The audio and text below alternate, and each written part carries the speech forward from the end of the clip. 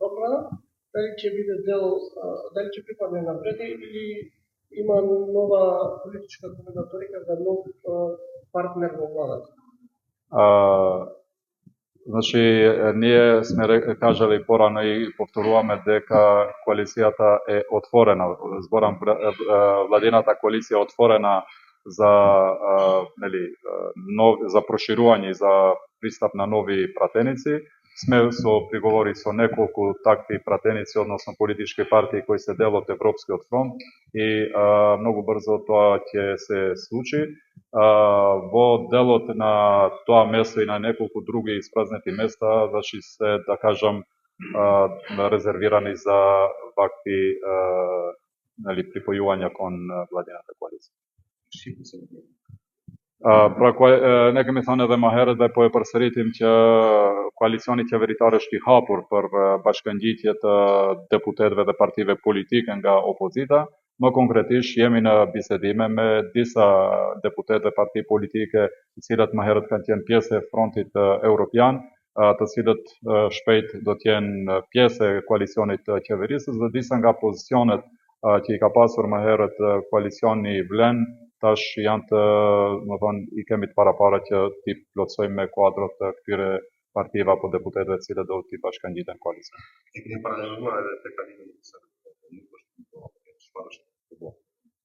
Po, është një proces I bisedimeve për pozicione të cilat ata do duhet I marrin në qeveri. Pra, ka një, do kisha thënë, një vendim që ata të jenë pjesë e qeverisë, po tash flasim për çështje teknike se ku do të kenë ministra, zëvendës ministra, drejtori e kështu me radhë. Lasin për deputet shqiptar? Edhe shqiptarë dhe të komuniteteve tjera. Një pyetje tjetër, në institucionet e Kosovës pasi ligji për paksimit të drejtë është implementuar disa herë me sa përsëri ka pasur një marrë të brenda javësh, por njëti duhet të shkojë në komisionin e venecisit, I cili do të bëhet I 6-7 muaj. Tash unë nuk do të kisha dashur ta komentoj si deklarat personit në fjalë, por për të sqaruar opinionin që në fillim kur kemi folë për ligj për përfaqësim adekuat, ne jemi dakorduar që I njëjti para se të miratohet të shkojë në Komisionin e Venecias që mos të vim me situatën edhe me ligjin për gjuhët që pasi u miratua erdhi qendrimi I Komisionit Venecias dhe tani më kemi edhe dileme edhe rreth asaj. Pra nëse duhet që kërkesat apo sugjerimet e Komisionit Venecias të merren parasysh, atëherë ata mund të merren parasysh vetëm nëse ligji është në pjesën e draftimit dhe jo I miratuar.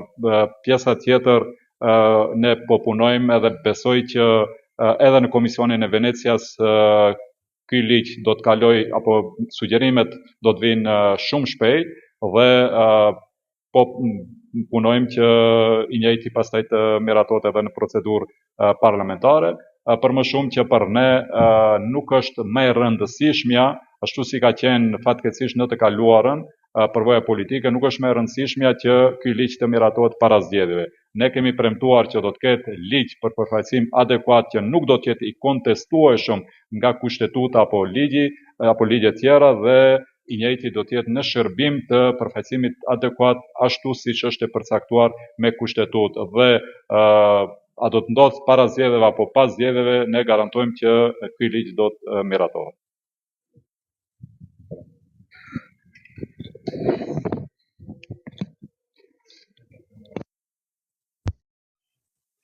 Të nderuar qytetar, të respektuar përfaqësues të mediave, sot dua të ndaj me ju një lajm të rëndësishëm për shumë familje të komunës sonë.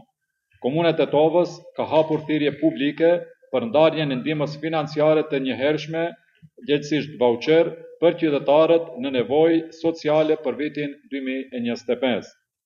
Ky vendim është pjesë e përkushtimit tonë për të ndërtuar një komunë më të drejtë, më të barabartë dhe më sociale, ku institucionet nuk I kthejnë shpinën qytetarit, por janë në shërbim të tij në çdo hap.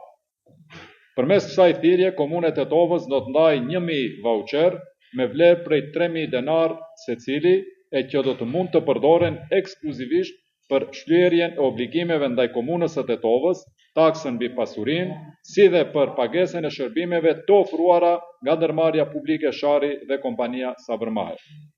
E drejta për të përfituar nga kjo ndihmë i takon këtyre kategorive të qytetarëve të komunës sonë. Përfituesve të ndihmës minimale të garantuar, si dhe pensionistëve që marrin pension social. Thirrja është e hapur nga data 11 qershor deri 30 qershor 2025 dhe aplikimi bëhet përmes dorëzimit të kërkesës pranë sporteleve të komunës së Tetovës.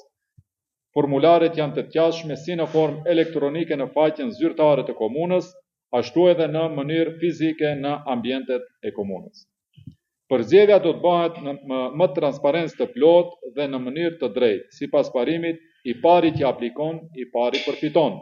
Vlerësimi i kërkesave do të bëhet nga një komision profesional i ngritur enkas për këtë qëllim me përfaqësues nga administrata komunale.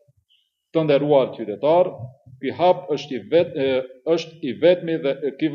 nuk është i vetmi dhe nuk do të mbetet i fundit.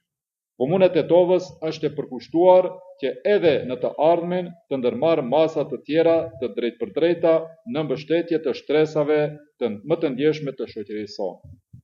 Duke u kujdesur për më të prekurit, ne tregojmë fytyrën njerëzore të institucioneve tona dhe ndërtojmë një administratë që punon për qytetarin me ndershmëri dhe përgjegjësi.